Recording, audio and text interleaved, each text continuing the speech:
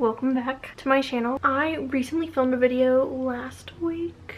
I posted it last week at least.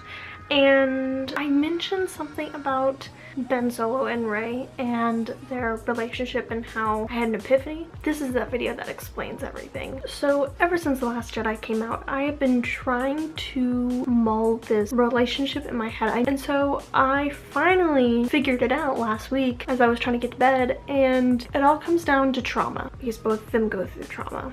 They both have traumatic experiences, and they both have to deal with it. Okay, so we'll have to separate these two characters so we can look at them individually and then look at them together. Let's look at Ben. Ben grew up in what should have been a very loving household. He had a mother and a father. He had an uncle. His parents and his uncle were legacies. He is part of the Skywalker legacy and should be no problem going through life type of thing. But apparently when you have so much riding on your shoulders with being a part of a huge dynasty like the Skywalker clan is, you get to feel very worthless, like you're not going to live up to these expectations that other people have on you. And that definitely comes in with Ben's feelings and how that will shape him. But also this kid has been has been wooed by the dark side ever since he was still in the womb. And there's textual evidence for that.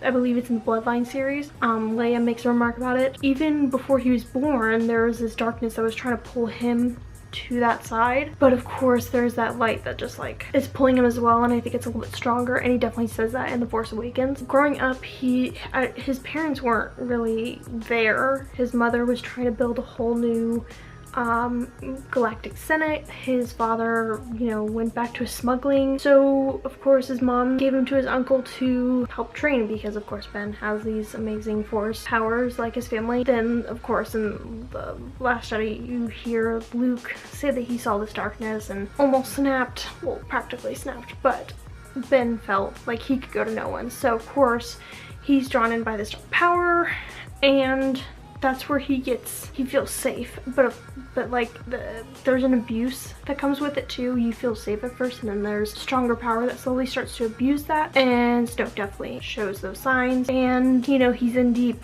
Ben can't get out, and that's when Rey comes along and he sees a way out. This kid goes through neglect, abuse, self-worth issues, depression. He goes through those terms of trauma. And then there's Rey,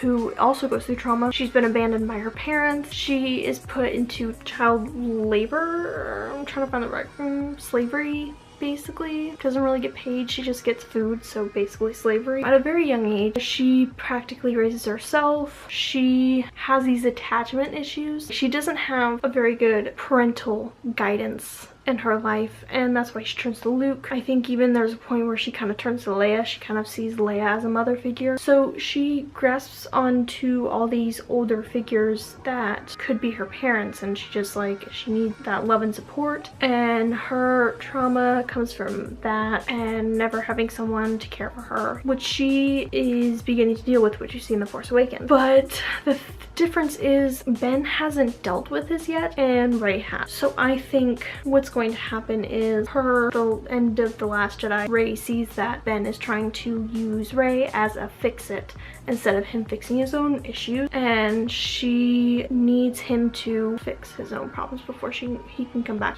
She wants him back, but he needs to be self-motivated to do it, and I think it's going to happen in the next one. He's going to basically realize that he's in way over his head and he can't do it himself, and so I think he'll become motivated enough to find someone who will help, or motivated enough to push himself out of that situation. That's what I think is going to happen. When I realized that it was all down to trauma and how they deal with it, I think is going to make a big difference. Thank you very much for coming to my TED Talk. But yeah, that's all I have for now. If you like this video, press the like button and subscribe.